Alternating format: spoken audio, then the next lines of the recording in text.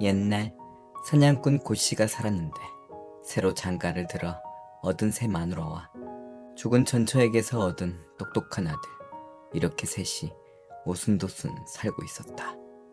이 일이 생기기 전까지. 공부 잘하는 우리 아들 책 사주려면 오늘은 꼭 여우 한 마리는 잡아가야 하는데 큰일이구나. 사냥꾼 고씨는 저물어 가는 해를 보며 점점 마음이 급해졌다.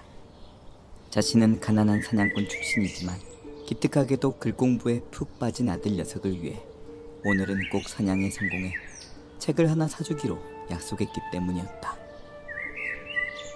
헌데 이대로 빈손으로 돌아가면 아들 녀석이 실망할 게 분명했다. 이를 어쩐다.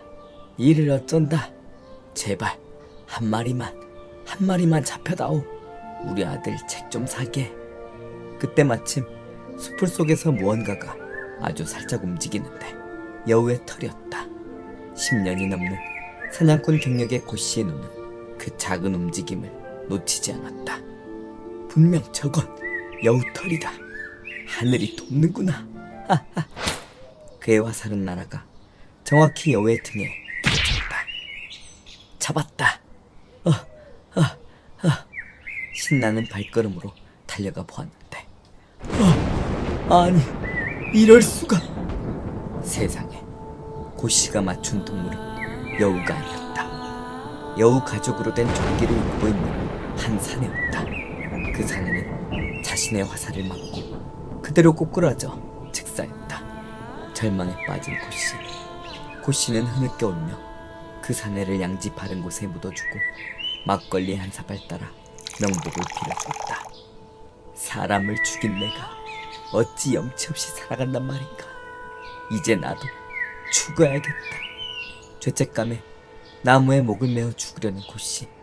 헌데 막상 죽으려 하니 아들의 초롱초롱한 눈빛과 자신만 기다리고 있을 마누라가 떠올라 도저히 죽을 수가 없었다. 그래, 마지막으로 사랑하는 우리 가족들 얼굴이나 보고 관가에 가서 자백해야겠다. 화질을 최고로 올리고 보시면 더 좋은 화질로 감상하실 수 있습니다. 채널에 가입해주신 회원분뿐만 아니라 구독, 좋아요, 댓글 주시는 모든 분들 정말 진심으로 감사합니다. 그게 무슨 말씀이셔요? 사람을 죽였다니. 이 시절은 살인자는 무조건 사형인 시절이었다. 당신 얼굴을 봤으니 이제 아들 얼굴 한 번만 보고 가서 자백할 생각이네. 냥냥. 어이구, 이 화상아.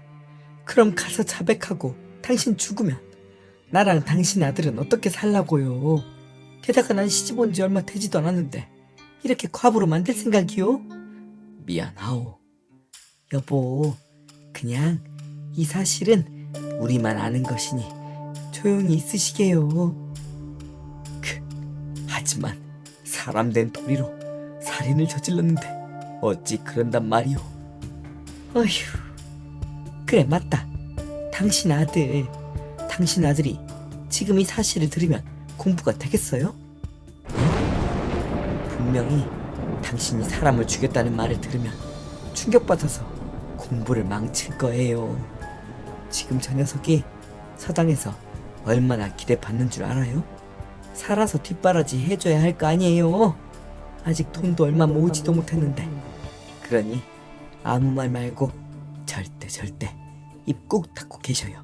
아셨죠? 결국 금쪽 같은 아들로 새 마누라가 설득하자 어쩔 수 없이 고개를 끄덕이는 고씨. 알겠소. 근데 시체는 어디에다 묻으셨소?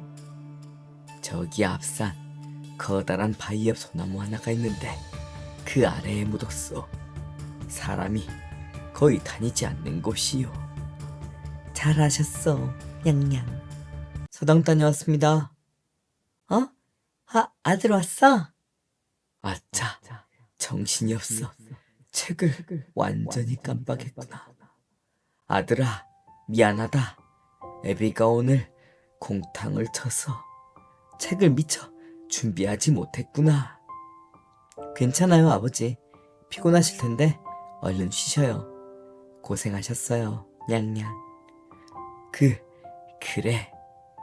저는 오늘 책을 많이 봤더니 좀 피곤해서 가볍게 동네 한 바퀴 돌고 올게요. 그래. 다음날 고씨는 키우던 누렁이를 한참이나 찾았지만 찾지 못했다. 아니, 이 누렁이는 어딜 간 거야? 여보, 누렁이 보지 못했어? 예? 못 봤는데요.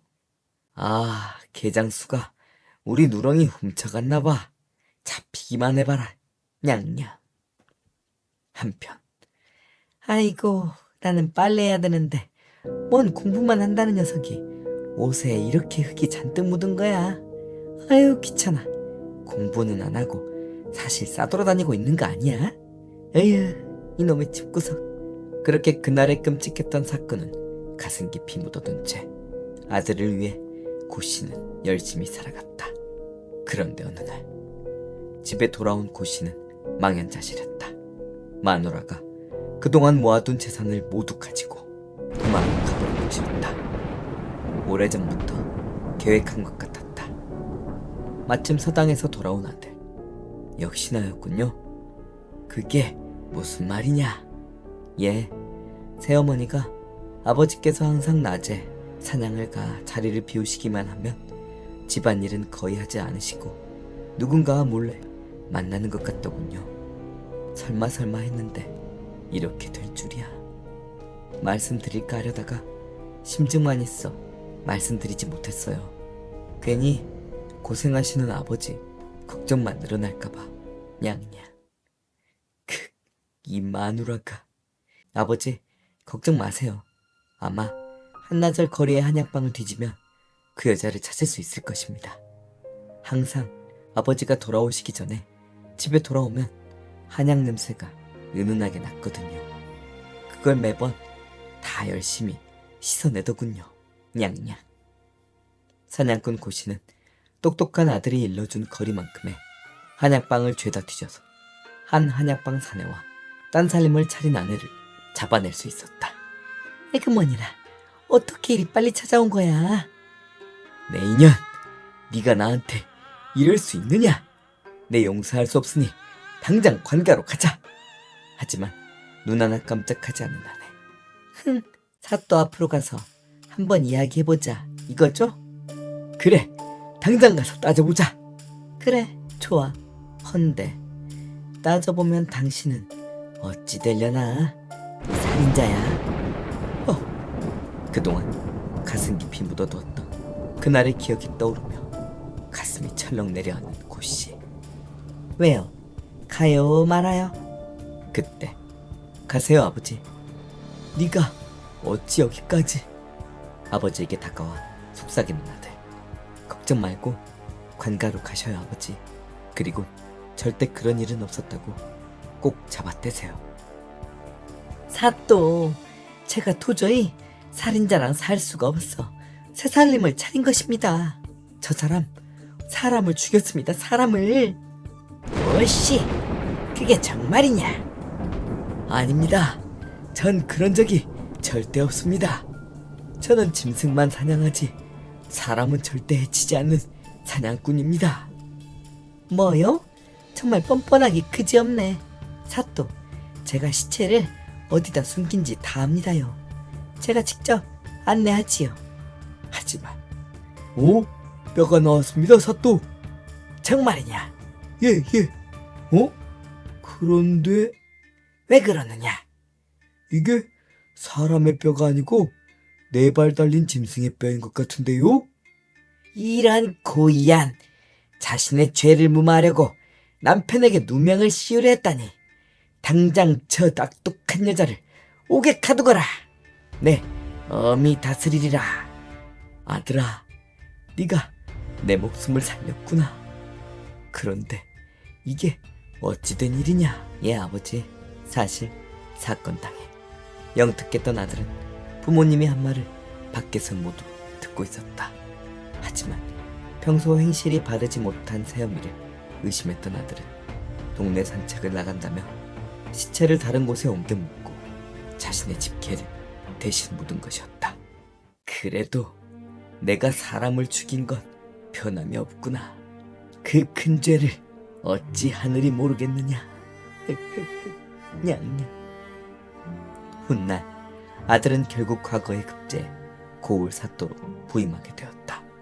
부임하자마자 이방에게 일을 시키는데, 이방, 수년 전 산적들의 행색을 기록한 수배지를 가져오라. 예, 사또. 그리고 오랫동안 보관했던 물건들을 꺼내기 시작했다. 그건 당시 아버지가 죽인 시체가 입고 있던 여우털 옷, 그리고 그 옷 품 속에 있던 칼. 역시 그랬군. 산적 수배지를 이잡듯이 뒤진 아들이 찾아낸 결과, 그날 사냥에 갔던 아버지가 죽인 자는 역시나 수배지에 있던 산적이었고, 그는 아버지를 노리고 수풀에 숨어 아버지가 가까이 다가오기를 기다렸던 것이었다. 그 여우털을 발견하지 못하고 다가갔으면 아버지가 반대로 죽임당했으리라. 이렇게 된 것입니다, 아버님. 그랬구나. 그랬어. 네가 내 목숨을 구했고 내 한까지 풀어주었구나. 고맙구나. 고마워, 냥냥. 아들아, 내 너에게 큰 복을 받았는데 구독과 좋아요, 댓글까지 남겨주신 분들께도 큰 복 나눠주거라. 그러면 더욱 내 마음이 편안하겠구나. 네, 아버님, 당연하지요. 그리고 회원가입해주신 분들은 영상 앞에 이름도 남겨드린대요. 전설의 곤양에게 큰 도움이 되니까요. 감사합니다, 냥.